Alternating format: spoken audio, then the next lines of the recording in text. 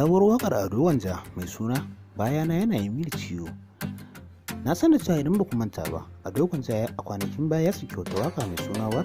Bayan sakin wannan waƙa, ganin yadda ta karɓu, al'umma suka karɓe ta da suke sauraron ta har kawo yanzu, musamman gidan biki. Sannan kuma wannan waƙa an ce ta kawo Ado Gwanja kuɗi a gidajen biki, domin cikin bikin da ya je dole zai rera wannan waƙa domin yadda al'umma suke santa. Bayan haka a shafinsa na YouTube, wannan waka tana da wajen mabiya miliyan 1 da wani abu. To a yanzu haka Ado Gwanja yana shirin sakin wata waka mai suna "Test", ko kuma mu ce mai suna "Bayana yana yi mini ciwo", ko kuma mu ce "Asusa".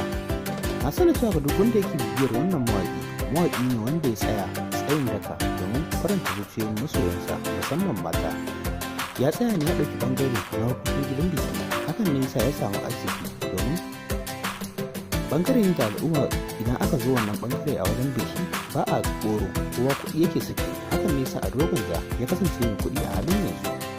Zan so kuma na kuma ra'ayoyinku dangane da yadda kuke jin daɗin waƙoƙin Ado Gwanja. Haka zalika a cikin waƙar "Test" da kuma waƙar "Bayana yana mini ciwo" da kuma waƙar "War", wacce waƙa ce kuke ganin za ta fi barke ku a cikin waɗannan waƙoƙi da Ado Gwanja ya rera?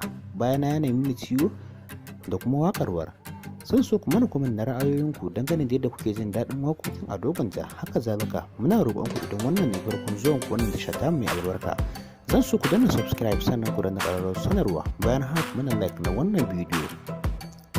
Muna matuƙar alfahari da kuma yabo da jinjina a gare ku masoya waƙoƙin Hausa kuma masoya waƙoƙin Ado Gwanja. Kada ku manta ku danna subscribe sannan ku danna ƙararrawar sanarwa. Bayan haka muna like na wannan bidiyo. Mun gode.